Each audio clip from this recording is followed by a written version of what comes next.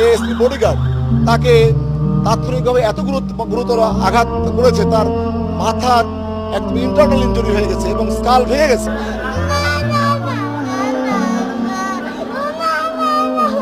থেকে বৈষম্য বিরোধী বা নিপীড়ন বিরোধী যে ছাত্র আন্দোলন হচ্ছিল খুলনায়, এখানে পুলিশ সর্বোচ্চ ধৈর্য এবং সহিষ্ণুতার পরিচয় দিয়েছে।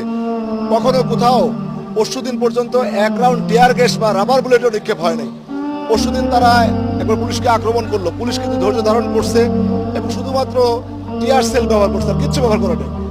এবং আজকেও তারা সারাদিন তারা ছাত্র আন্দোলনের নামে এর আড়ালে নিষিদ্ধ ঘোষিত কিছু সংগঠন, গতকাল যাদের নিষিদ্ধ করা হয়েছে, তারা সহ সরকার বিরোধী কিছু লোকজন ভিতরে ঢুকে